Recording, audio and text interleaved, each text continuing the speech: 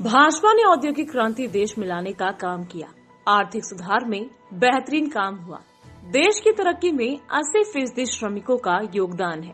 प्रधानमंत्री नरेंद्र मोदी के कुशल नेतृत्व में विश्व स्तरीय प्रगति हो रही है। लोकसभा में जो जनप्रतिनिधि निर्वाचित होकर जाएंगे वो श्रमिकों के मतदान और उनके उम्मीदों पर खरा उतरने वाला प्रतिनिधि होना चाहिए। मैं अपनी पार्टी भाजपा से पूछना चाहता हूं कि श्रमिकों की लड़ाई लड़ने वाले, उनको हक दिलाने वाले, उनकी क्या क्या समस्या है, उसको लोकसभा में मजबूती के साथ रखने वाले कामगार क्षेत्र में वर्षों से काम करने वाले प्रतिनिधि के बारे में विचार विमर्श करेगी। मैं कई सालों से श्रमिकों की विभिन्न समस्याओं को उठाते आया हूँ। गली से लेकर दिल्ली तक उनके हक के लिए लड़ाई लड़ते आया हूँ। मेरे जैसे श्रमिक नेता को क्या भाजपा लोकसभा में भेजने के लिए विचार करेगी? ऐसा सवाल आज प्रेस वार्ता में राष्ट्रवादी श्रमिक अघाड़ी के राष्ट्रीय अध्यक्ष श्री यशवंत भोसले ने पूछा है। मावल लोकसभा सीट के लिए यशवंत भोसले ने अपना दावा ठोका है। राज्यामध्ये नव्हे तर देशामध्ये भारत देश हा महासत्तेच्या स्पर्धेमध्ये अग्रभागी असताना ज्या पद्धतीने भारतीय जनता पार्टीने औद्योगिक क्रांती केलेली आहे, दळणवळणाची सुधारणा जोरदार केली आहे, हे करत असताना देशातल्या 80% श्रमिकाचा वाटा हा या प्रगतीमध्ये आहे। आज जागतिक स्तरावर आपली प्रगती होत असताना लोकसभेमध्ये जे प्रतिनिधी जात आहेत ते या श्रमिकांचे प्रतिनिधी म्हणून, सर्वसामान्यांचे प्रतिनिधी म्हणून आमचा श्रमिक मतदान करून त्यांना पाठवणार आहे। मला पार्टीला, भारतीय जनता पार्टीला, माझ्या पक्षाला एवढंच सांगायचं आहे, ज्या श्रमिकांचे प्रश्न घेऊन संसदेमध्ये आपण पाठवणार आहोत त्यांना श्रमिकांच्या काही लोकांना तरी प्रश्नाची माहिती असायला पाहिजे।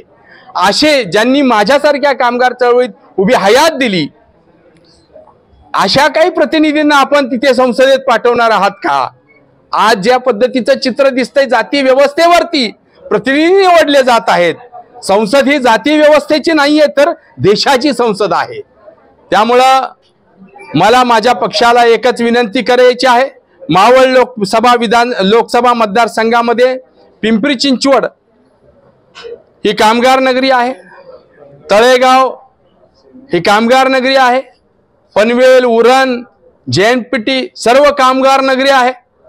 उद्योग आलेले आहेत आणि जी काही प्रगती या भागामध्ये झालेली आहे, मतदारसंघामध्ये 6 विधानसभा मतदारसंघ आहेत, यामध्ये 19.5 लाख मतदार आहेत, यामध्ये 60% हा श्रमिक आहे, ज्याच्यामुळे ह्या परिसराची आणि राज्याची प्रगती झालेली आहे।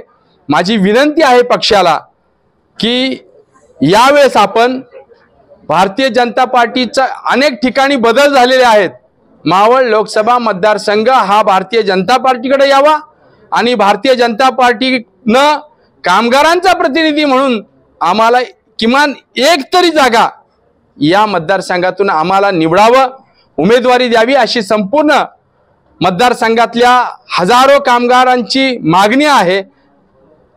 मला खात्री आहे एक उमेदवार कामगार चळवळीतला आपण माझ्यासारखा दिला तर महाराष्ट्रामध्ये लाखो कामगार पक्षाला कोणतीही किंमत मोजून मतदान करतील आणि राज्यामध्ये भारतीय जनता पार्टीचं सरकार जास्तीत जास्त संख्येनं देशामध्ये पाठवून देतील।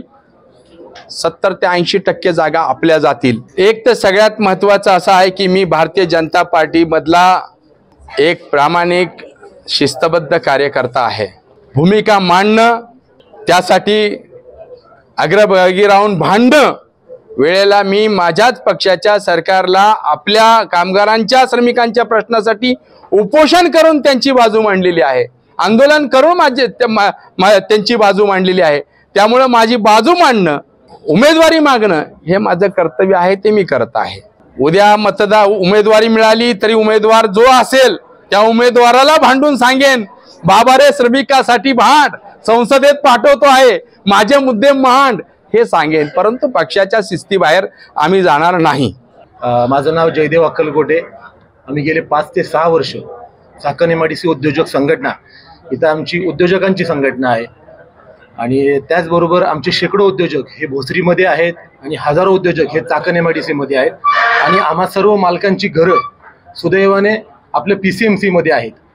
कारण चाकणमध्ये जी 10 वर्षापूर्वी जी अवस्था होती, आज देखील तिथं तशीच अवस्था आहे. त्यामुळे सर्व उद्योजकांची घरं PCMC मध्ये आहेत आणि आज आम्ही गेले 30 वर्ष यशवंत भाऊ भोसले यांना बघतोय.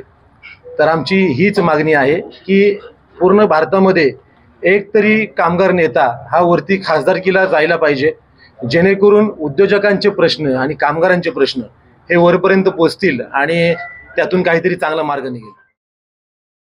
Bureau report, VSRS news, Pune, Maharashtra.